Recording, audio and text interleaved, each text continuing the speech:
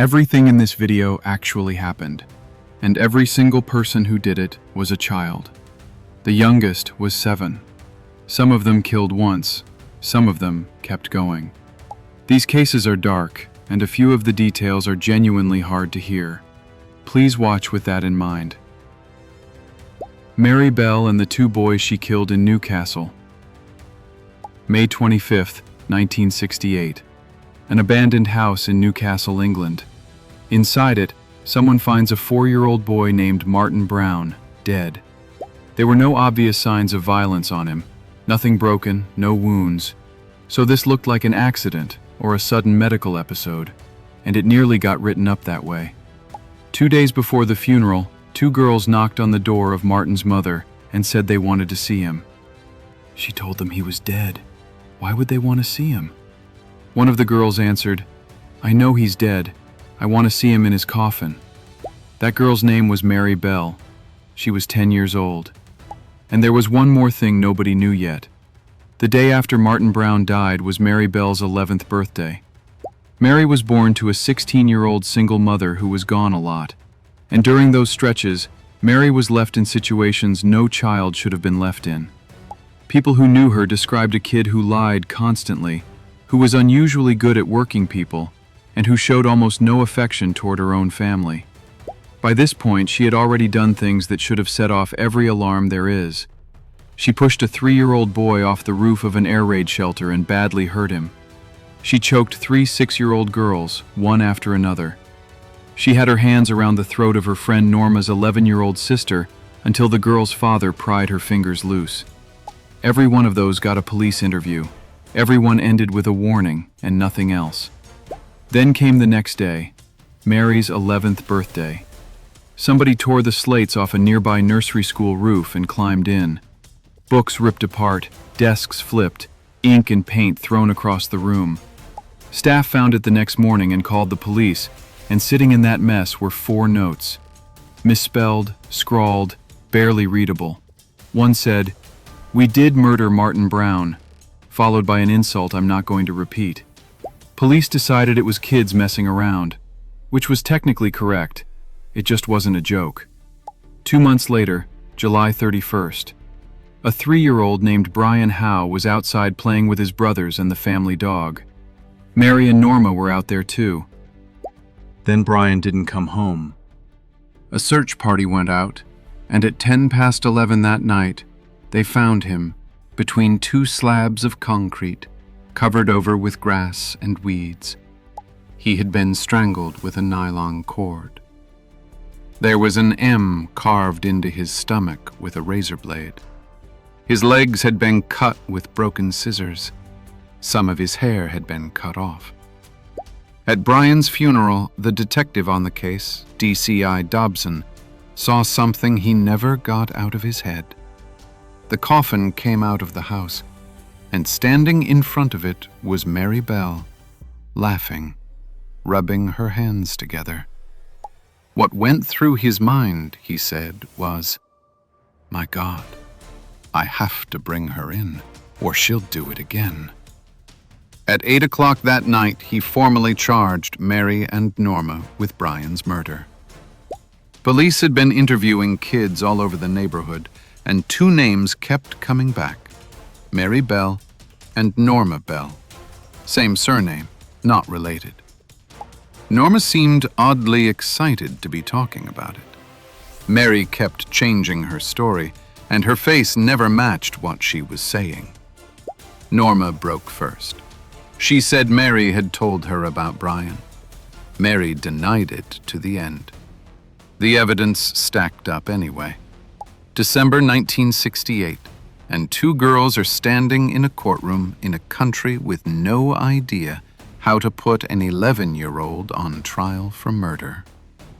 Over 9 days, Mary came across as confident and sharp, trading quick remarks with the lawyers. The public gallery watched her with something between curiosity and fear. The parents of both dead boys sat in that gallery every single day. A psychiatrist named Dr. Robert Orton testified that Mary had psychopathic personality disorder, no empathy, and acted on impulse. A defense expert, David Westbury, said she handled people through denial, flattery, manipulation, and intimidation. That is not a normal set of findings for a 10-year-old.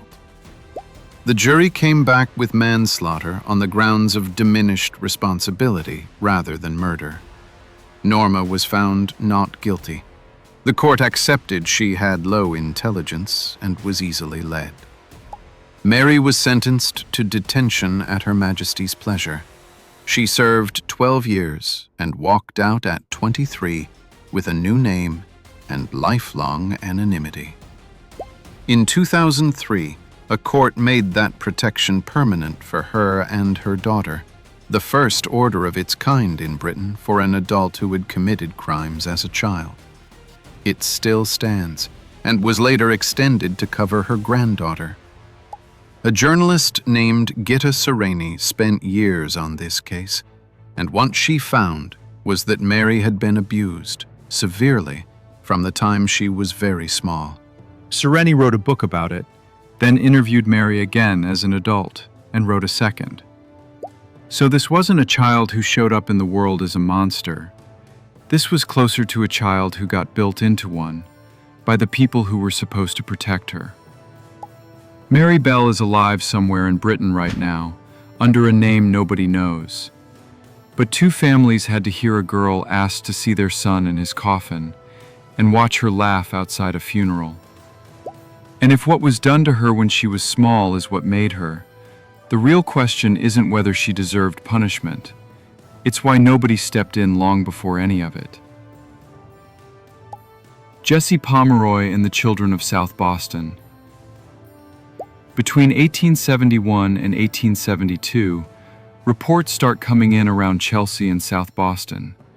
Young boys attacked by an older boy. Everyone told the same story. Offered money or promised something exciting, led somewhere isolated, then stripped, tied up, and beaten. In the worst cases, cut with a knife. Some of those boys couldn't sleep alone for years afterward. Some carried the scars for life. Each attack was bolder than the last, until parents in Chelsea stopped letting their kids outside on their own. Police eventually identified a 12-year-old named Jesse Pomeroy. He confessed without much of a fight and without much guilt. The court sent him to a reform school until he turned 18. Pomeroy was born in 1859 with a white film over his right eye, which got him mocked constantly. His father, a butcher, was rough and distant and eventually left, so his mother raised the kids on sewing work and a small clothing shop. School was nothing but bullying. That could have been the end of it. But his mother kept petitioning, "My son isn't a bad boy." And in February 1874, after 17 months, Jesse was released early. 6 weeks later, 2 children were gone. In March, 10-year-old Katie Curran walked into the Pomeroy family shop to buy school supplies and never came out. Her mother ran through the whole neighborhood looking for her. In April, 4-year-old Horace Millen was found in the marshes at Dorchester Bay. What was done to him is hard to describe. His body was covered in knife wounds, one of them across his throat. One eye had been stabbed. His genitals had been almost entirely cut away, and there were marks showing the body had been set on fire. He was 4.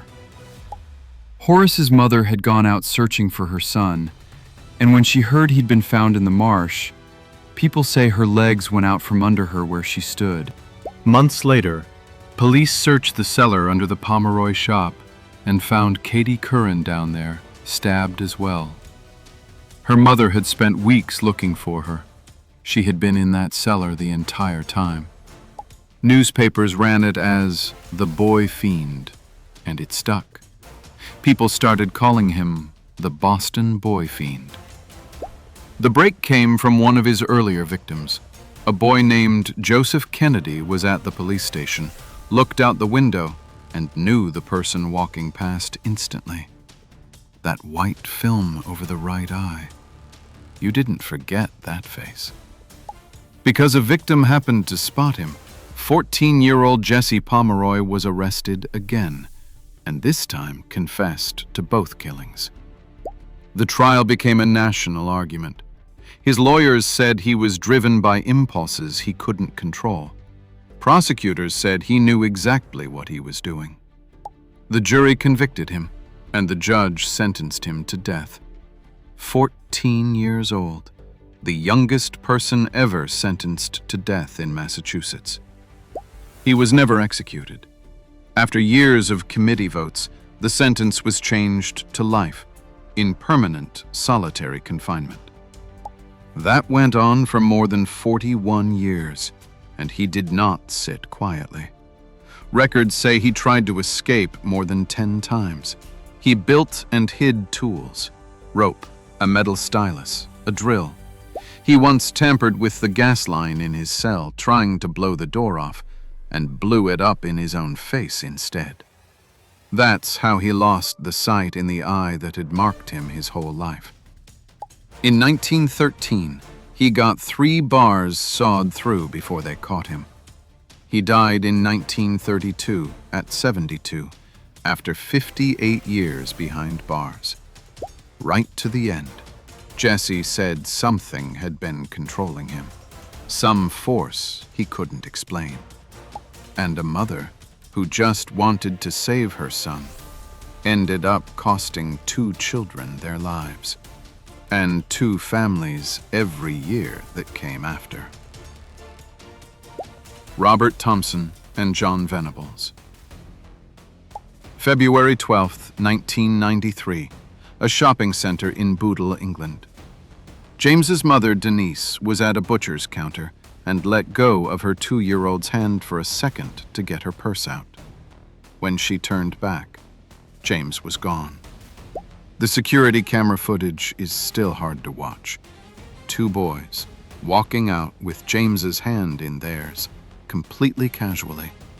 British news replayed that clip so many times, it became the image the whole country remembers. Those 2 boys were Robert Thompson and John Venables. Both were 10. They walked James 2.5 miles. Over that distance, dozens of adults saw the 3 of them. Several stopped and asked. One woman noticed a bruise on James's forehead and pressed them, and they said he'd fallen. Other times they said he was their little brother, or that they were taking him to a police station. Nobody pushed any harder. Witnesses remember James crying the whole way. When that came out later, every adult who had walked past them had to live with it. They took him to an empty stretch of railway line, and there they beat a toddler to death with bricks, an iron bar, and a can of paint. They left his body on the tracks, and a train cut it in 2. 2 days later, local boys out looking for a football found him, and the country came apart. Thousands turned out for the funeral. Flowers covered the street. Denise spent the rest of her life without her son. She wrote about that day in a memoir called I Let Him Go. That's how much letting go of his hand stayed with her. She set up the James Bulger Memorial Trust to help child victims. Police released stills from the CCTV, and an anonymous tip gave them Thompson and Venables. Both had skipped school that day. They denied it at first, then admitted pieces of it as evidence came in, while blaming the worst parts on each other. Neither came from a stable home. Thompson grew up around domestic violence. Venables grew up in difficult circumstances of his own. The papers drew a contrast. Thompson, calmer and more in control, Venables swinging emotionally. And it was Venables who broke down crying and confessed. November 1993, and they went on trial in an adult court. The judge, the jury, the people watching. None of them could really absorb that 10-year-olds had done this. Both were convicted, and the judge called it an act of unparalleled evil and barbarity. The sentence got fought over for years between the courts, politicians, and the public. The minimum term went from 8 years to 10, then 15, then a court ruling pushed it back near where it started. James's family felt justice never actually arrived. In 2001, at 18, both were released with new identities and lifelong anonymity. After that, their paths split. Robert Thompson has no confirmed reoffending on record.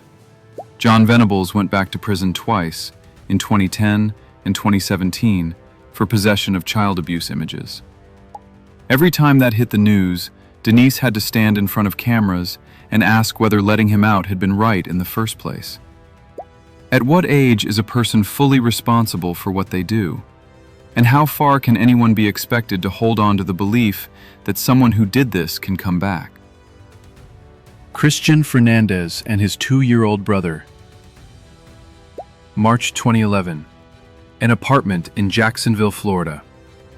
12-year-old Christian Fernandez was left alone watching his 2-year-old half-brother, David Galarriaga.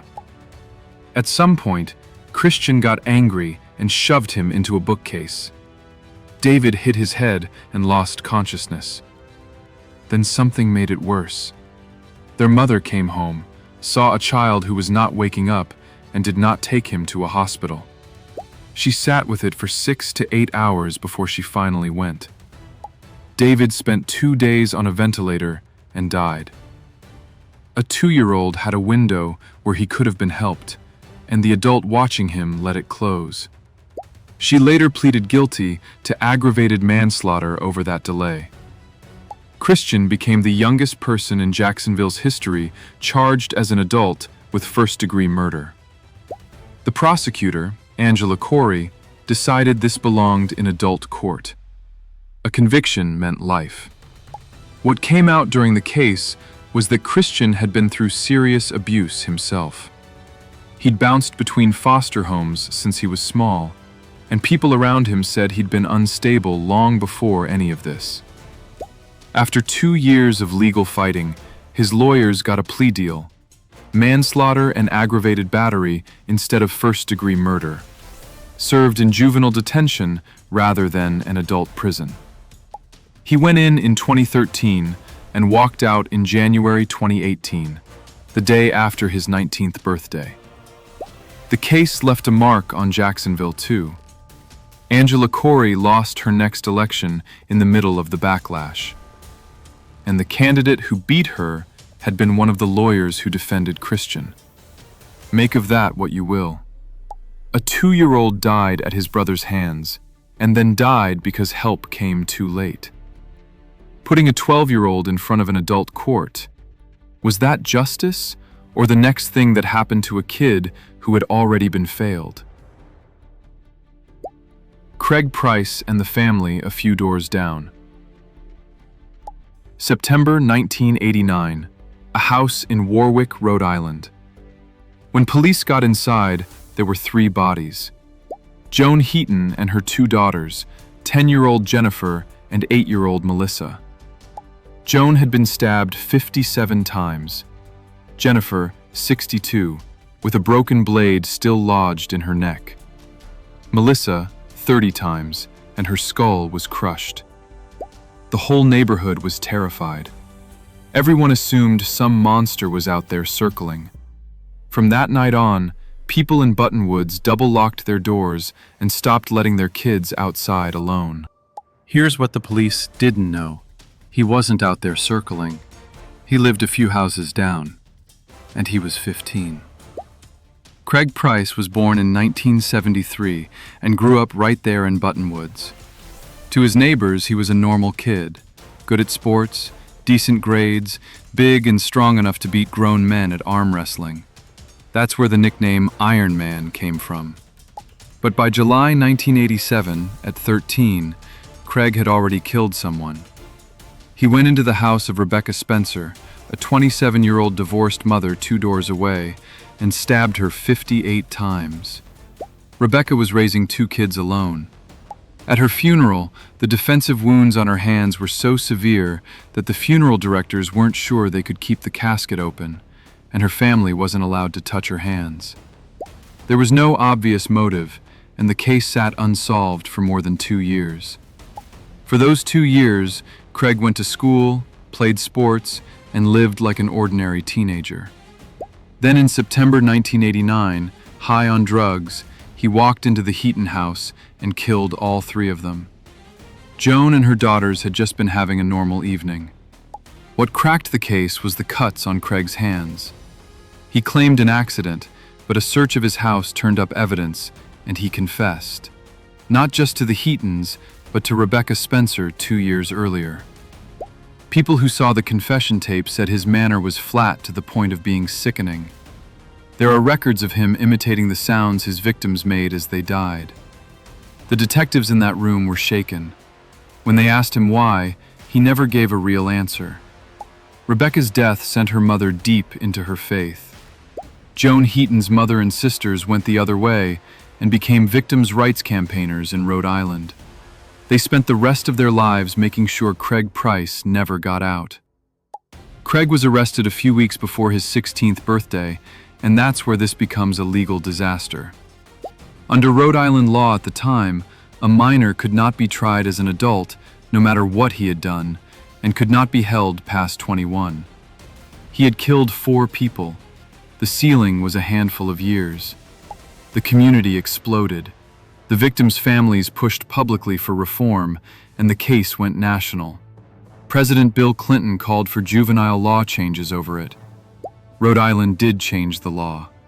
And the new law could not be applied to Craig retroactively. He had threaded the gap perfectly. Then, in an irony nobody planned, Craig sealed that gap himself. He could not stop getting in trouble inside. He assaulted corrections officers, made threats, refused psychiatric evaluations, fought other inmates. Every one of those added time, and his release date kept sliding away.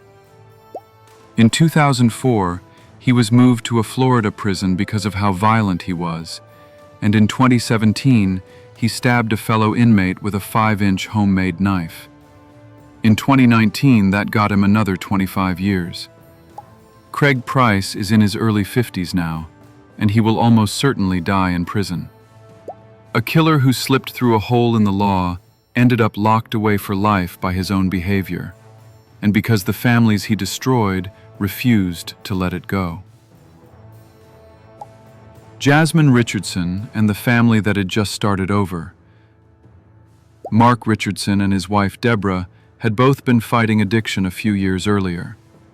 They met at a gym in Sudbury, got each other through it, and married the year after. For a while, money was so tight, they relied on a food bank. They didn't quit. Mark got a promotion, things lifted, and in 2005, they finally bought their own house in Medicine Hat, Alberta. They were right at the start of a new life. April 23, 2006. Police respond to a call at that house and find Mark and Deborah in the basement. Mark stabbed 24 times, Deborah 12. Upstairs, their 8-year-old son, Tyler Jacob. But the daughter, 12-year-old Jasmine, wasn't there.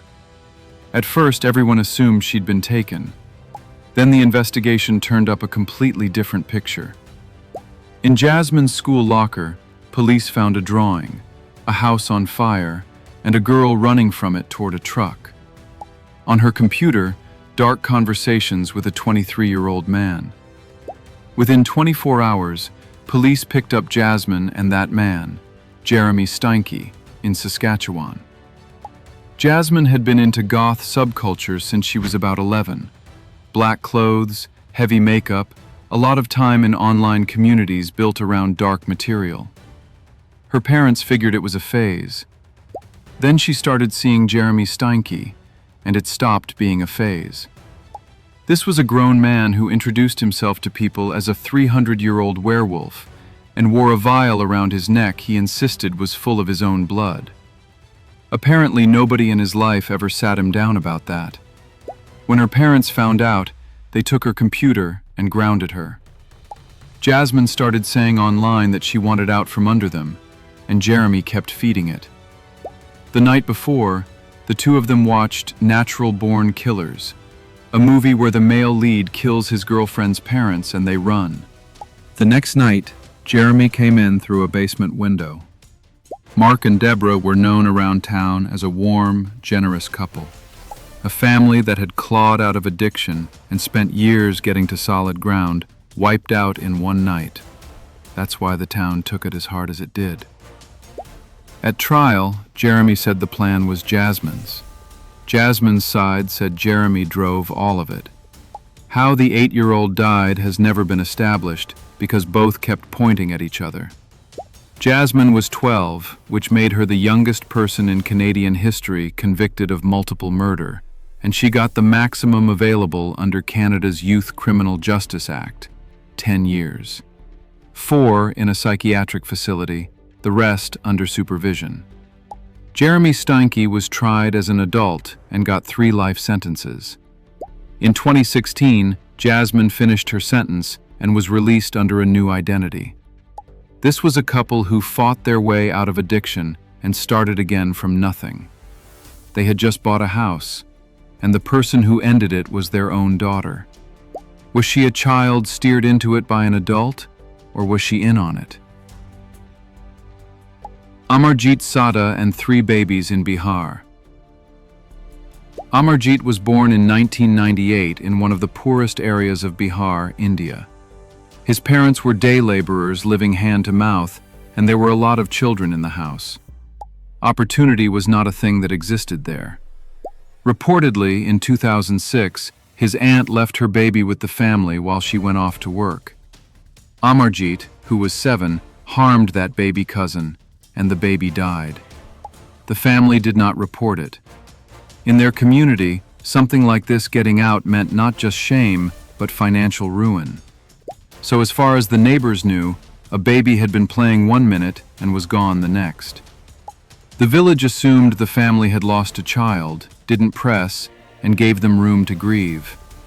A few months later, Amarjit's own 8-month-old sister died under similar circumstances. There were questions again.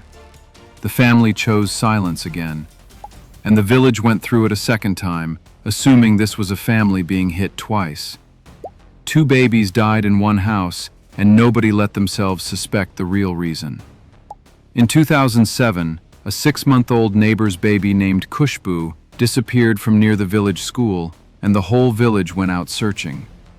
Her mother, Chun Devi, had put her down near the school for a few minutes while she ran an errand, and when she came back, the baby was gone. Someone came forward saying they'd seen Amarjit near the school that day. And under questioning, the 8-year-old confessed to Kushbu, to his cousin, and to his sister.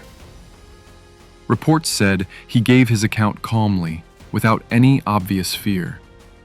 Psychologists who assessed him said he appeared to have no concept of right and wrong at all.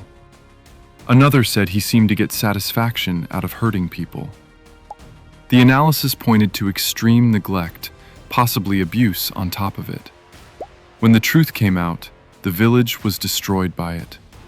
These were people who had quietly grieved alongside that family twice, and now they were learning that both deaths had been killings, covered up in front of them. Some argued the press handled the story far too sensationally, and that's fair. But the core of it, that a child was arrested and confessed, was reported consistently across multiple outlets. Indian law couldn't sentence a child to death or send him to an adult prison, so Amarjit was held in a juvenile home until he was 18.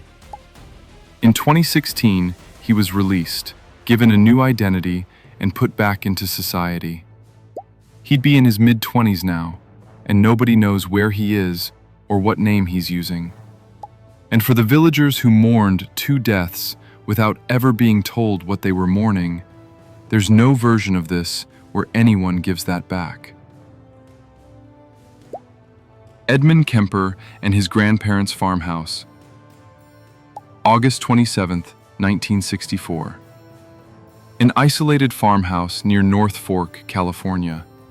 The boy living there had fought so badly with his mother that he ran off to his father's place. And then his stepmother couldn't handle having him around either, so he'd been shipped out to his grandparents. He actually loved his grandfather. That part was real. His grandfather had bought him a .22 rifle, and he'd spend his time shooting birds and squirrels with it. His grandmother hated that, and eventually made his grandfather take the rifle away.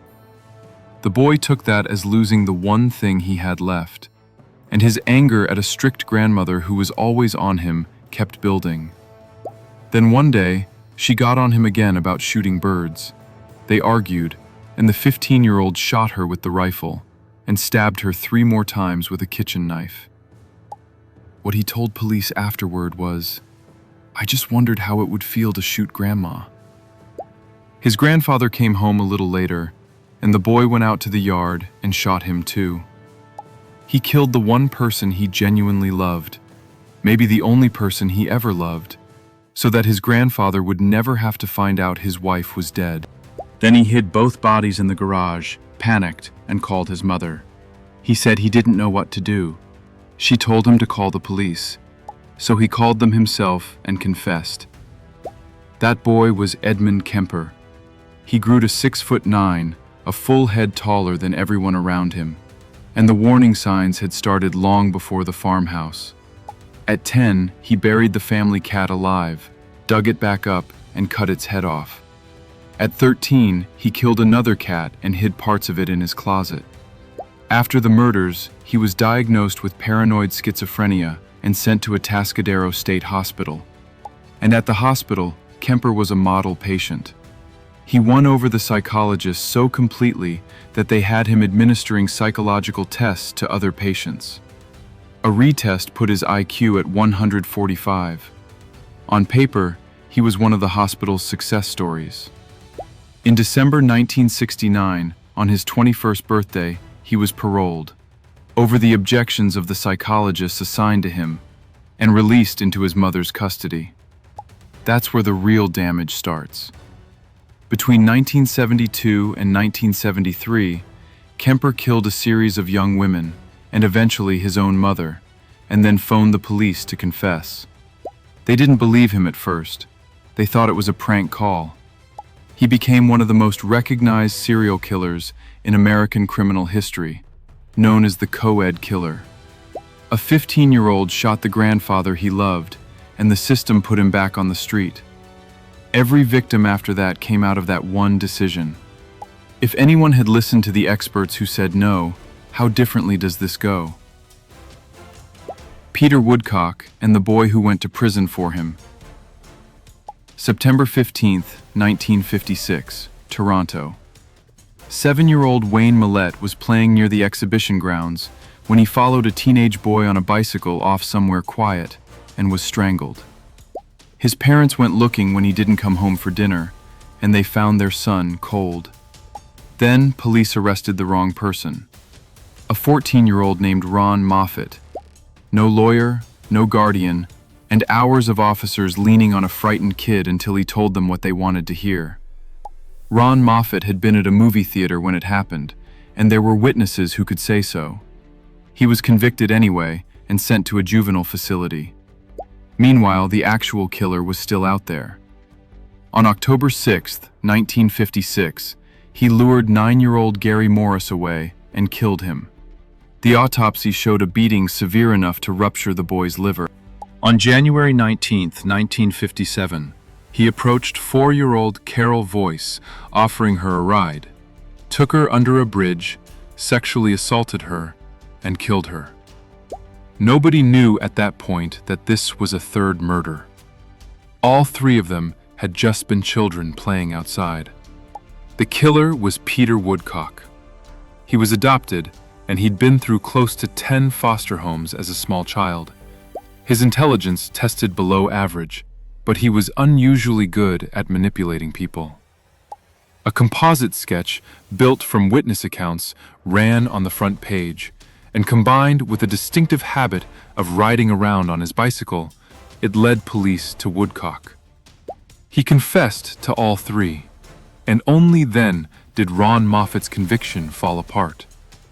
At trial, Woodcock was found not guilty by reason of insanity and committed to a maximum security psychiatric hospital. He was diagnosed as a psychopath and later changed his name to David Michael Kruger. In the 1960s, he was put through LSD therapy, which was fashionable treatment at the time. 35 years go by. In July 1991, Woodcock was granted his first supervised day pass since being committed. Now, there was another man in that facility named Bruce Hamill. Hamill had already killed someone, had been found not criminally responsible, and was working at the hospital as a security guard. Sit with that one for a second.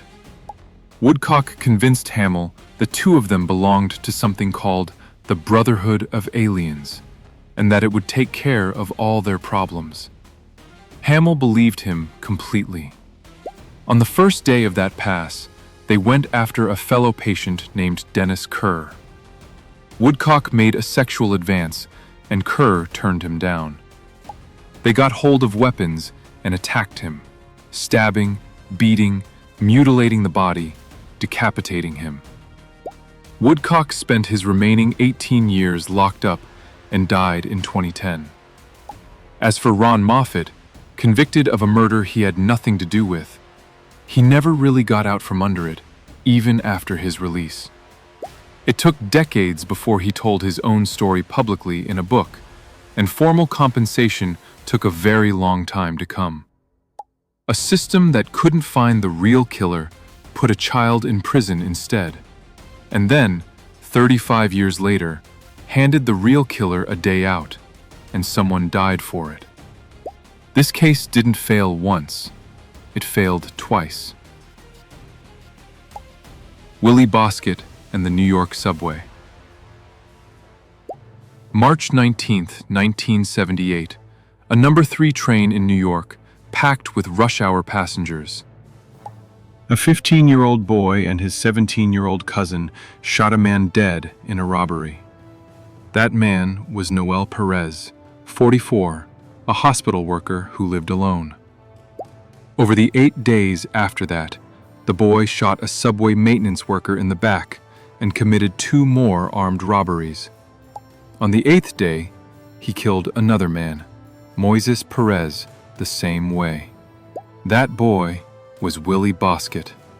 He'd been racking up assaults and robberies since he was small. By his own account, he'd committed 200 armed robberies and 25 stabbings by that point, and his father was in prison for murder at the same time. That family's story eventually became a non-fiction book tracing 4 generations of violence. What bothered the judge most at trial wasn't the crimes. It was how Willie acted toward the victims' families. Moises Perez's wife had to come to court, identify her husband's body herself, and testify about it. She lost him twice in a few days, once to the shooting, once again walking through his death in a courtroom. Willie sat through it, showing no guilt at all. And when they had him, New York ran into a wall. Under the law at the time, a minor who committed murder faced a maximum of 5 years in juvenile detention. He had killed 2 people. 5 years was the ceiling. The reaction was enormous. Chapter session, and before the year was out, New York passed the Juvenile Offender Act of 1978, which made it possible to try juveniles as young as 13 in adult court for serious violent crimes. Everyone immediately started calling it the Willie Bosket Law. New York's version spread across the country from there. Close to 100,000 minors a year still go through adult courts in the United States. And this is the case that started it. Willie Bosket himself never stopped. Just tonight, and ended up spending most of his life in solitary. More than 30 years, almost entirely cut off from other people, earned him a nickname: the most isolated man in America. One boy's crimes rewrote juvenile law across an entire country. I'm not sure that was much comfort to the woman who had to identify her husband's body in front of the person who killed him. 10 cases, 4 countries, more than a century between the first and the last. And the same thing keeps happening. Every single time, the law shows up after the fact, looks at a child, and realizes it has no idea what it's holding. If you want to keep watching the moment where the rules break and somebody has to write new ones, subscribe. That's basically the whole channel. Thanks for watching.